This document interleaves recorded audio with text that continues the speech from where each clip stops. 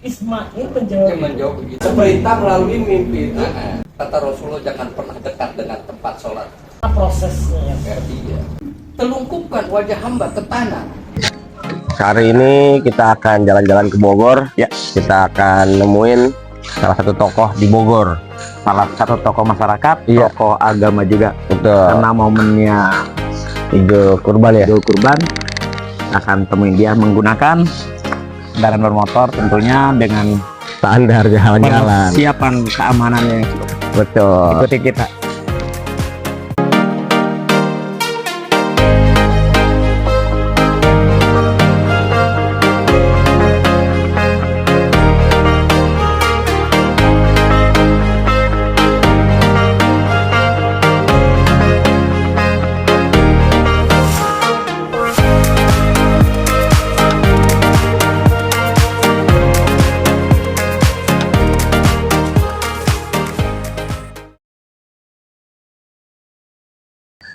Oke, sahabat 2M, akhirnya kita sampai di Bogor, tepatnya di Jalan Pabuaran.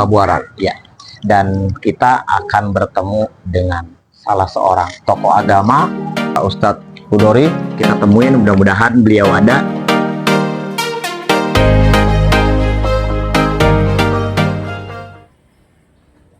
Oke, sahabat 2M, akhirnya kita ketemu juga dengan salah seorang tokoh agama, tokoh masyarakat juga, dan beliau adalah seorang pimpinan zikir di satu perkumpulan, Namanya Padepokan Naga Sakti. sih luar biasa. Yuk kita tanya seputar kurban dan haji apa itu, karena momen hari ini adalah Idul Kurban dan Musim haji. Assalamualaikum Pak Ustadz. Waalaikumsalam warahmatullahi wabarakatuh. Pak Ustadz, terkait dengan bulan di mana umat Islam melakukan rukun Islam yang kelima, yaitu haji, dan sebentar lagi juga banyak umat Islam yang disibukkan dengan prosesi kurban. Jadi sebetulnya kaitan apa sih antara kurban dengan haji itu? Kurban dengan haji keterkaitan erat karena di haji itu ada kurban. Kurban itu sendiri merupakan salah satu kegiatan yang ada dalam ibadah haji. Contohnya tadi ketika ada umat Islam selesai melakukan wukuf, kemudian dia inap di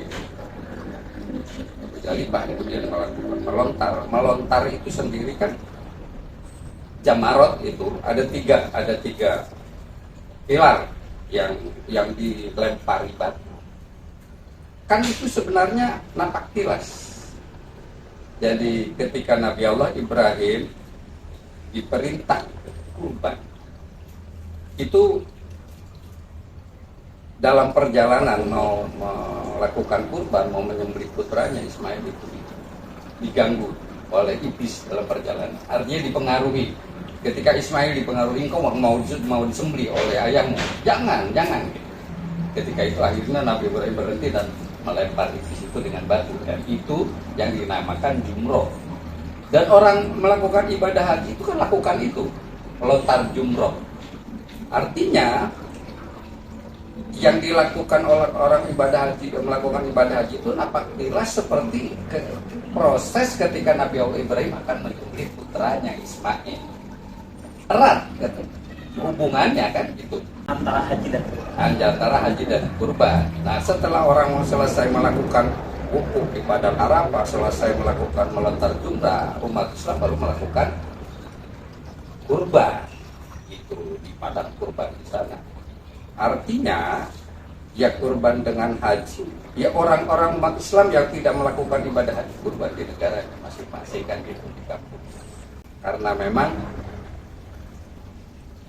kalau kita mengatakan ibadah haji itu menjadi sunnah amal, kalau saya katakan itu di rukun Islam yang kelima, ya, puncaknya adalah dengan manusia melakukan wukuf di Padang Arafah. Artinya orang melakukan wukuf di Padang Arafah itu orang bertafakur ketika itu di siang hari di tenda-tenda di padang Arafah dengan uniform yang sama, semuanya dengan memakai baju ihram. Di situ tidak ada jenderal, tidak ada presiden, tidak ada raja, semuanya dengan pakaian sama, dengan kostum yang sama. Mereka melakukan zikir, melakukan tasbih. Di situ mereka bertafakur bahwa konsepsi dalam Islam itu cuma satu, nggak ada. Belum tentu presiden itu mulia dalam pandangan Allah, belum tentu raja itu mulia dalam pandangan Allah, belum tentu sang konglomerat, atau belum tentu sang kiai itu lebih mulia ketimbang umat sebagian jamaah. Jadi di situ kembali kepada konsepsi inna akramakum indallahi atqakum. Manusia yang paling mulia dalam pandangan Allah itu manusia yang takwa. Di situ semuanya sama dalam mata manusia, tapi dalam pandangan Allah di situ yang membedakan adalah ketakwaan siapa di antara mereka yang paling bertakwa. Kalau untuk kurbannya sendiri Ustaz, kurban itu ada nggak sih apa namanya ya, dalil kah atau apa yang bisa orang harus berkurban diniatkan benar-benar ya, orang usaha yang memperkuatkan sampai orang ritual yang amat suci atau yang seakan wajib? Yang pertama kaidahnya tadi, dalilnya la yanalullahu luhumuha wala dima'uha walakin yanaluhu taqwa minkum. Di sini Allah perintahkan kurban, Allah mau memberikan siapa sih yang tahan, siapa sih yang sebenarnya yang patuh. Mungkin mereka kumpul-kumpul uang berupaya ingin bisa berkurban. Katakanlah ketika orang zaman sekarang dengan gaji yang UMR yang 4 jutaan atau berapa sebulan, bisa saja dia korbankan 1 bulan gajinya pada bulan haji ini, dia berkurban. Kan itu artinya satu bentuk ketundukan, ketakwaan. Tapi Allah nyatakan sebetulnya Allah tidak pernah membutuhkan daging atau darahnya. Kan gitu. Allah cuma mau melihat ketundukan hambanya, ketakwaan hambanya kepada Allah, kan gitu. Dan ini memang sunnah mu'akkad yang itu Rasulullah tegaskan keras sekali. Sampai Rasulullah nyatakan, man kana lahu sa'atan falam yudahi fala yaqrabanna musalla. Barang siapa yang memiliki kemampuan di bulan haji ini, dia punya uang 3 juta, dia mampu membeli satu ekor kambing, dan dia tidak melakukan kurban, kata Rasulullah, jangan pernah dekat dengan tempat sholat. Apa dia datang ke Madinah umpamanya pengen sholat di Raudhah kalau dia sendiri tidak melakukan kurban? Setegas itu. Jadi banyak umat Islam yang sebetulnya tidak paham, seperti di bulan haji ini ada puasa sunnah yang 2 hari itu, ya kan, hari ke-8 dan hari ke-9.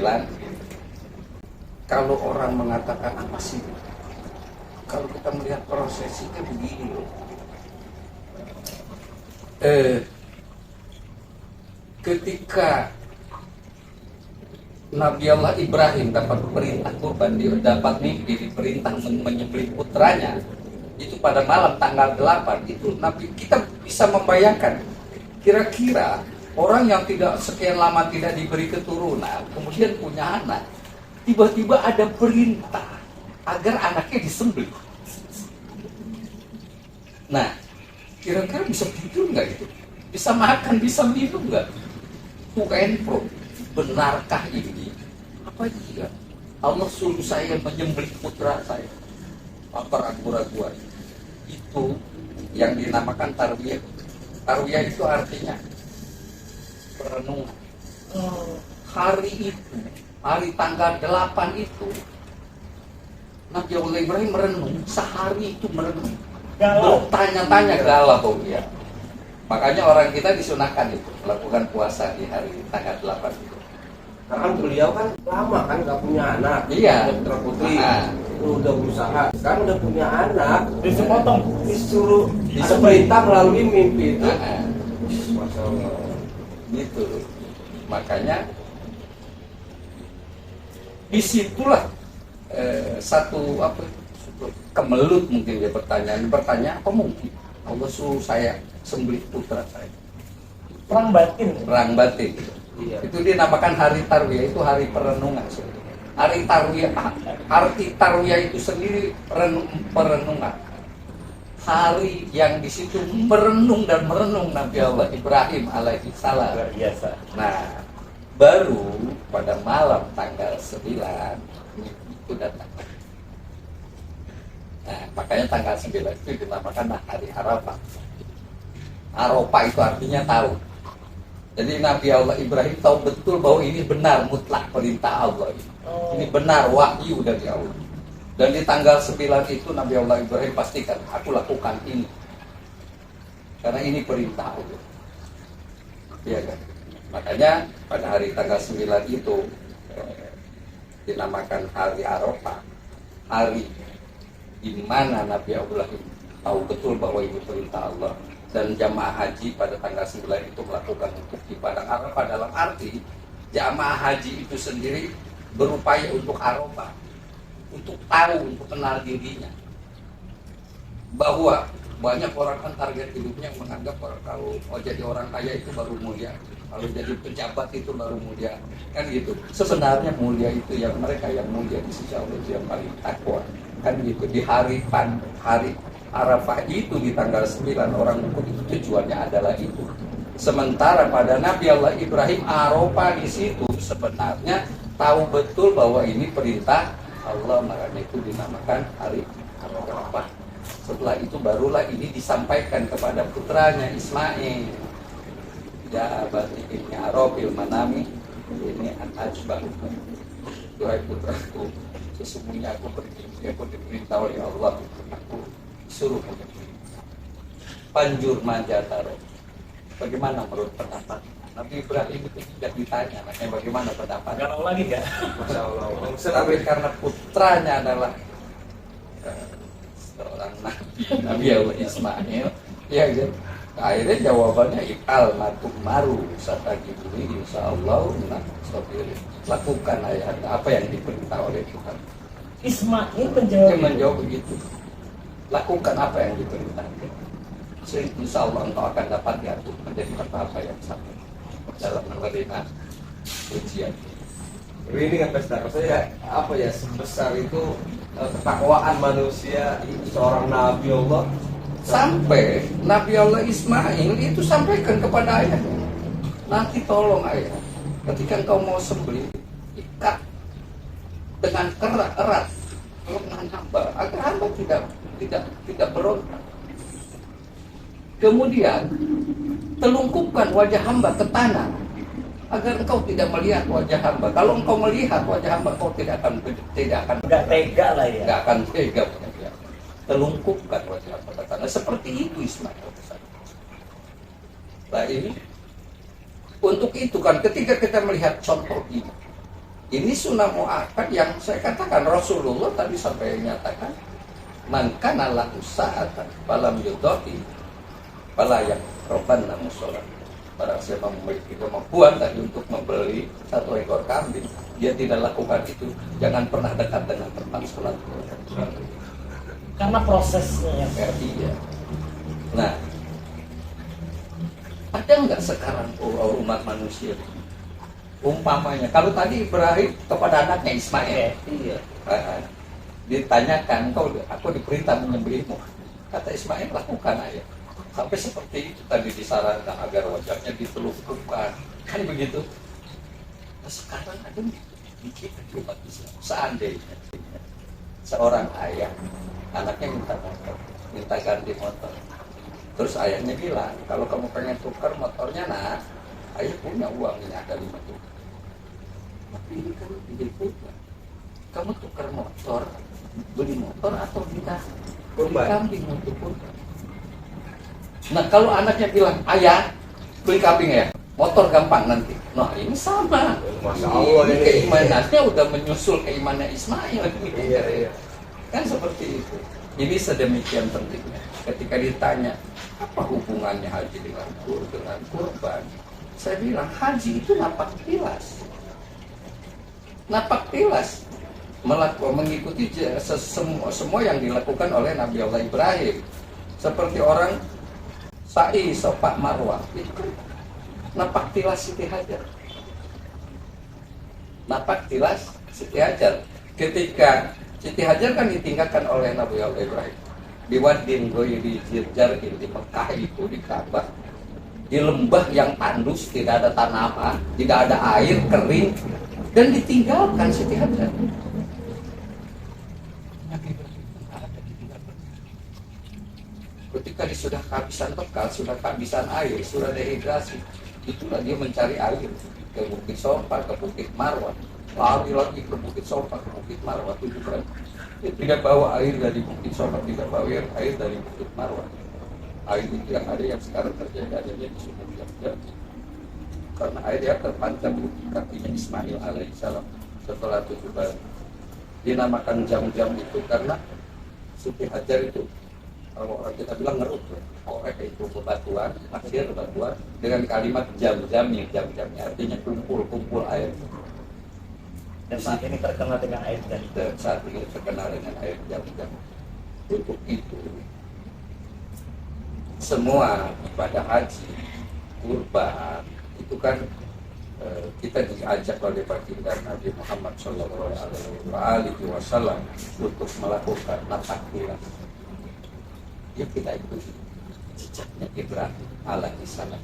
Rasulullah aja kita mengikuti jejaknya Ibrahim alaihissalam. Kenapa? Karena Nabi diberi penuh dengan keberkahan Ibrahim.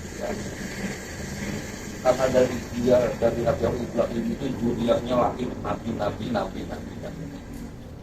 Dan dalam banyak riwayat, kalau kita bisa 1 ekor kambing, kalau Nabi Allah Ibrahim waktu itu kalau kurban ratusan ekor sapi, ratusan ekor kambing. Jadi makanya kan kalau Nabi Allah Ibrahim kan menyembelih kan berubah menjadi kibas ataupun domba. Nah kalau sekarang sampai dengan menjadi sapi, onta, itu dari mana itu? Karena sebelumnya Nabi Allah Ibrahim itu menyembelih onta. Oh setelah Sebelum dia diperintah menyembelih putranya Ismail, Nabi Ibrahim itu setiap tahun menyembelih ratusan ekor kambing, ratusan ekor unta. Oh, jadi prosesi penyembelihan itu sebelum terjadinya perintah. Iya. Ketika itu mati bertanya, nggak sayang kau Ibrahim? Ratusan ekor kambing kau sembelih, puluhan ekor unta kau sembelih. Nabi Ibrahim pernah menjawab begini. Ini juga dari ucapannya Nabi Allah Ibrahim. Ini kan cuma hewan. Aku sembelih dan dagingnya aku bagikan karena aku berharap ridho Allah. Seandainya satu saat aku diberi putra dan itu diperintah disembelih, saya akan aku sembelih. Gitu ucapannya Ibrahim, ditagih rupanya oleh Allah. Jadi kalau orang kita sekarang yang membeli sapi, gitu, ya karena lebih baik dulu onta. Dia nyembelih puluhan ekor unta, ratusan ekor kambing setiap tahun. Gitu. Nah, menjadi disyariatnya kannya kurban untuk kita sebetulnya sejak dari prosesi tadi nanti ada perintahnya Nabi Ibrahim diperintah membeli putranya Ismail. Itu dari situ perintah. Makanya pada akhirnya begini. Ketika tadi Rasulullah ajak kita, kenapa sih kita napak tilas? Disuruh Nabi Ibrahim, Nabi Muhammad ajak kita mengikuti jejak Ibrahim. Kita datang ke Makkah, kita tawaf, kita sahih, kita kemudian yang ibadah haji, wukuf, ibadah qarabah, melempar jumrah, itu kan sesuatu yang dilakukan oleh Nabi Allah Ibrahim. Dan Rasulullah ajak kita melakukan itu napak tilas. Kenapa? Agar kita dapat meraih simbol ketakwaan dan agar umat Islam mendapat keberkahan sebagaimana Allah berikan keberkahan kepada Ibrahim alaihissalam. Kita kembali bahwa kalimat Allahumma sholli ala sayyidina Muhammad wa ala ali sayyidina Muhammad kama shallaita ala Ibrahim wa ala ali Ibrahim wa barik ala Muhammad wa ala ali Muhammad kama barakta ala Ibrahim wa ala ali Ibrahim. Ya Allah, berikan di salawat itu ada doa, ya Allah berikan keberkahan kepada Nabi Muhammad dan keluarga seperti sebagaimana Engkau telah memberikan keberkahan kepada Nabi Ibrahim. Makanya disuruh kita napak tilas. gitu.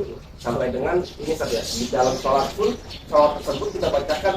Iya, dia di tasawuf itu dibaca. Iya. Iya, kan kita baca tahiyatul mubarakatuh shalawatu thayyibatun assalamualaikum ayyuhan nabi wa rahmatullahi assalamualaikum wa ala ibadillahi sholihin asyhadu an la ilaha illallah wa asyhadu anna muhammadan. Tadi semuanya sama, sa'i melontarkan ayat pakai yang dilakukan oleh Sayyidina Ibrahim. Habis Nabi Ibrahim habis melontar iblis tadi, lalu menyembelih putranya, dan itu kan di prosesi haji sekarang kan, melontar jumroh. Setelah melontar jumroh kan gitu dulu dilakukan oleh Nabi Allah Ibrahim setelah melempar iblis 3 kali kan, 3 kali terhenti, makanya ada jumroh pula, wusto, ada waqobah. Setelah itu, setelah iblisnya pergi, baru dia melakukan prosesi kurban itu berani. Allah hanya cuma uji sebetulnya keyakinan Ibrahim, kedudukan Nabi Allah Ibrahim. Setelah goloknya ditempelkan ke lehernya Ismail dengan ikat, cukup Ibrahim ketika kilo seekor iblis. Allah mau uji. Kalau mau nyembelih ratusan ekor unta, ratusan ekor kambing, membuat Ibrahim udah gak ada apa-apanya lah. Allah uji dengan berani nggak menyembelih putranya. Kan seperti itu. Makanya dari sini buat umat Islam sebetulnya ketika dia melempar jumroh kan itu pelajaran yang jelas. Dia seolah-olah melempar iblis. Gitu kan. Pada hari itu sebetulnya ketika umat Islam mengatakan Bismillahirrahmanirrahim, namanya Allahu Akbar, dia lempar. Maksudnya aku nggak mau berteman lagi sama iblis, jauh-jauh iblis, gue nggak bakal ikutin kan gitu. Putus hubungan dengan iblis. Nah, seharusnya ketika orang sudah melakukan ibadah haji, udah pulang ke Indonesia, jangan ada sombong lagi, jangan ada bohong lagi. Nah kalau tadi pulang dari haji bohong lagi kan berarti putus hubungan sama iblisnya bohong. Jadi seolah-olah cuma bilang kan kemarin gue pura-pura di Mekah. Oh di sini mah kita CS-an lagi. Atau tidak, misalnya si iblisnya malah berbalik sama setan, tidak boleh bersaing. Ya itu yang ada.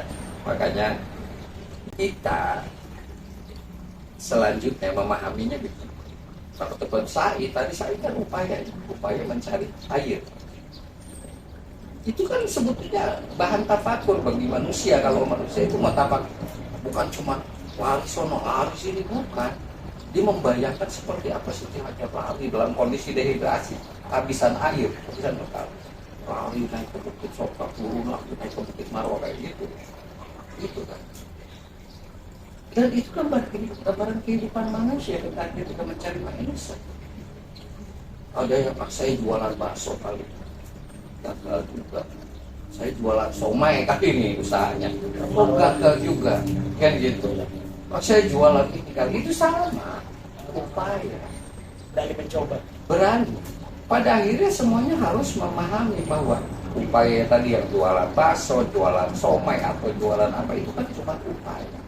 Pada dasarnya seperti kita pahami, Siti Hajar tidak membawa air dari Bukit Sofa, tidak membawa air dari Bukit Marwah. Air itu didapatkan ketika dia sudah terjatuh, sudah nggak mampu lagi berjalan. Kalau orang bilang udah merontak itu dia sampai ke anaknya Ismail, di situ terpancar air. Jadi air itu kan mutlak, berarti pemberian Allah.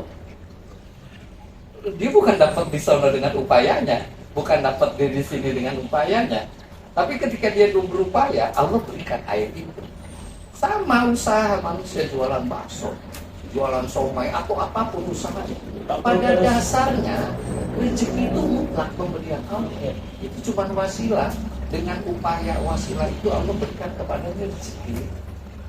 Jadi sekeras apapun kita kerja, ngoyok kita kerja, kalau Allah belum ngasih, belum. Ya belum. Semuanya mutlak, itu Allah yang ngatur.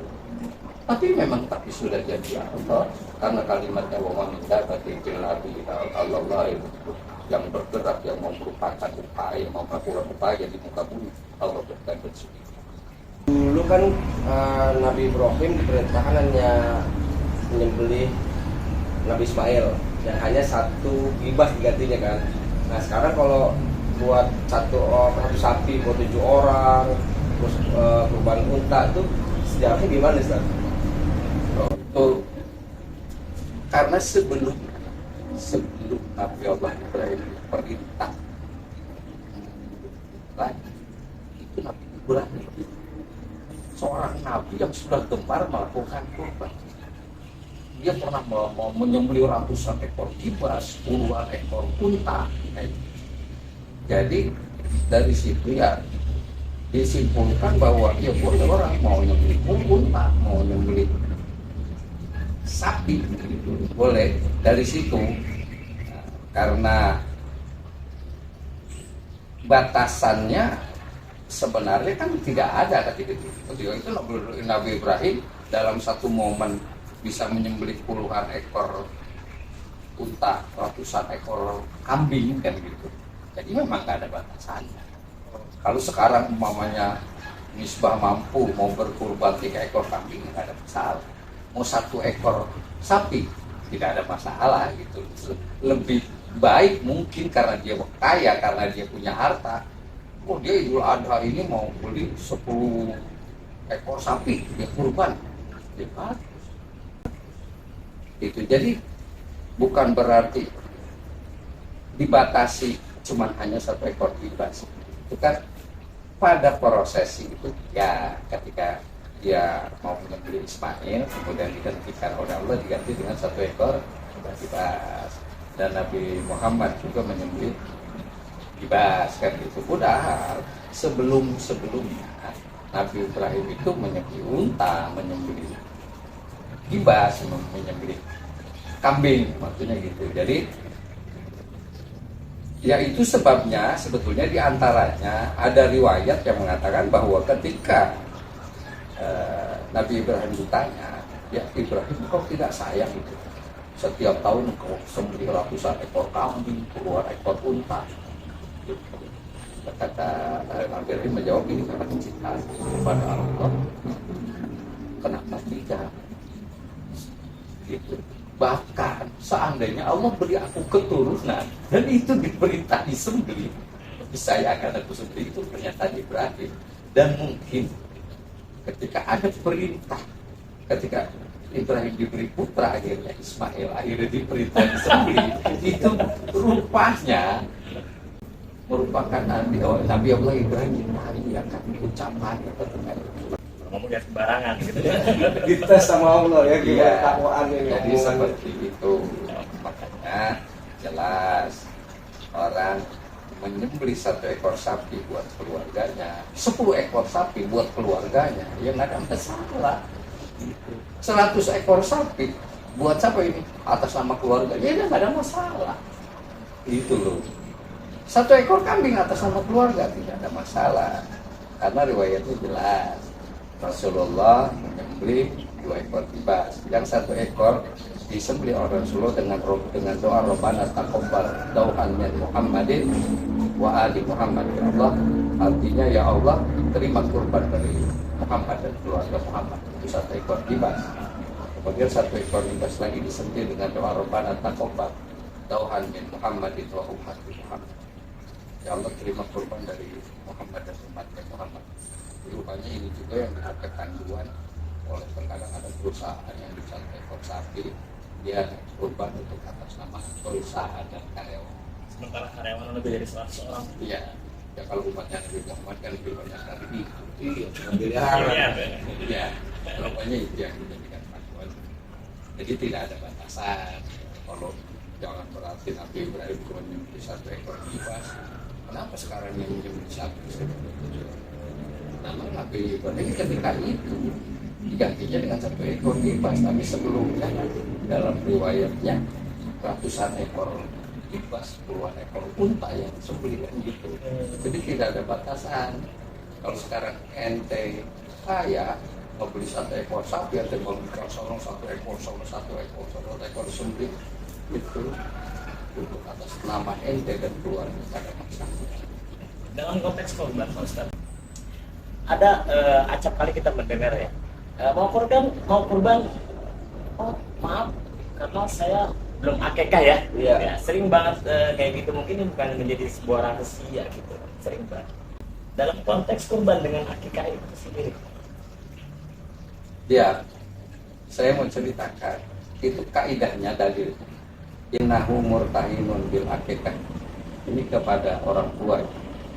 Sesungguhnya anakmu itu tergadai dengan akikah. Jadi akikah itu hak bapak kepada anak. Itu. Ketika dia diberi seorang putra, dia tebus untuk laki-laki dengan 2 ekor kambing, untuk yang perempuan dengan 1 ekor kambing. Itu dari umur 7 tahun setelah 7 bulan, 7 hari setelah kelahiran, 14 hari sampai dengan 40 hari. Dan ketika orang tuanya tidak mampu ketika itu, dia sudah gugur, ya orang nggak punya, gugur. Jadi ketika dia belum akikah pun dia mau kurban, Lah ketika umpamanya misbah, ya umpamanya waktu itu belum diakikah oleh ayahnya, karena waktu itu umpamanya ayahnya tidak mampu. Sekarang ada misbah sudah dewasa, terus misbah bilang, aku saya belum akikah, gimana saya mau kurban? Kurban lah, maka akikah itu akan tergantikan. jadi jangan menjadi alasan kita belum akikah nggak korban juga. Iya. Jadi korban nggak akikah nggak. Akikah enggak. Itu yang ada. Ada riwayat yang mengatakan bahwa dengan kurban tergantikan akikah. Oh. Ya sudah, sekarang nih momennya idul kurban ya. Misbah belum pernah saya belum pernah akikah. Sekarang saya punya apa tadi? Punya lumayan lebih rezeki. dia udah beli kambing kurban kan gitu. Nah, kalau umpamanya enggak, saya mau belinya 2 ekor. Ya. Mau belinya 3 ekor, yang 2 ekornya akikah, yang 1 ekornya kurban, nggak apa-apa. Oh, boleh juga. Oke, terkaitan dengan kepanitiaan kurban nih Pak Ustadz, sering sekali kita ya mengerti tentang pembagian hewan di kurban itu sendiri. Apakah dibagikan kepada orang-orang tidak mampu atau bagian untuk si kurban atau si panitianya itu sendiri? Kaidahnya kurban itu bagi yang berkurban, silakan engkau makan sebagian dan bagikanlah bagian yang lain, kan gitu kaidahnya. Jadi ya udah, si yang kurbannya ketika dia umpamanya masih membutuhkan daging itu, umpamanya dia kurban sapi, dia butuh daging itu, dia mintalah untuk dia dan keluarganya. Daging sapi itu umpamanya ada satu hasil dagingnya ada 1 kuintal 100 kilo, dia minta 10 kilo buat dia dan keluarganya. Dan kemudian daging itu dibagikan kepada orang yang ada di lingkungan.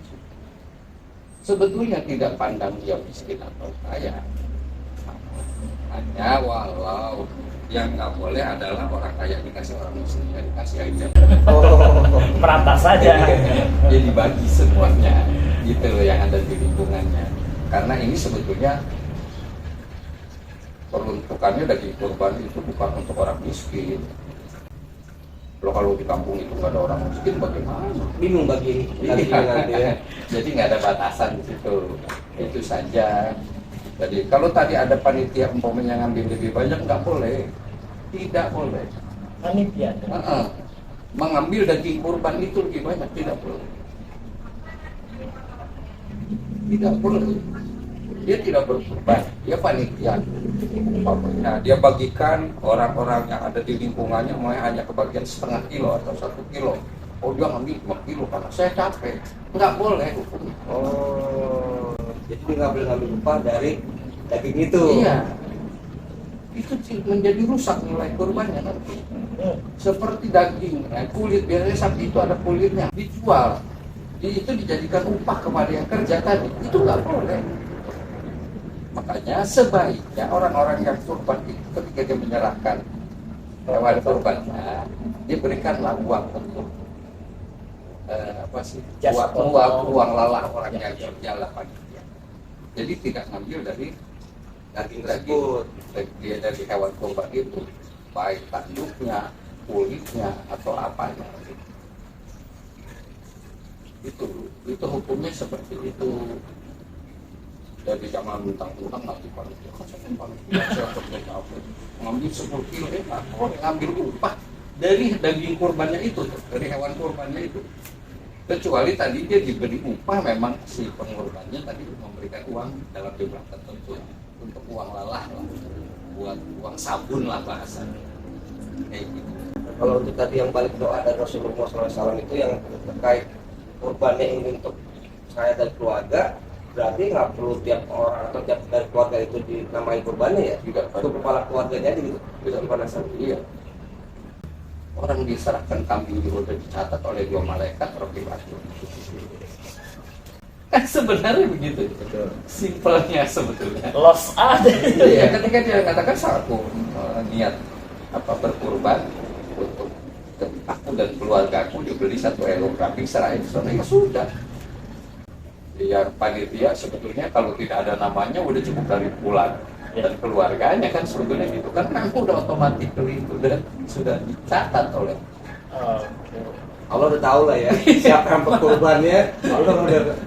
Allah udah paham nih yang ngasih ya si Misbah, pasti pahalnya buat dia dan keluarga. Bahkan orang nggak tahu motifnya apa, terkadang suka dikalungin namanya, mungkin itu sebuah momen aja kali ya, kalungin namanya bin ini gitu kan, kambingnya gitu.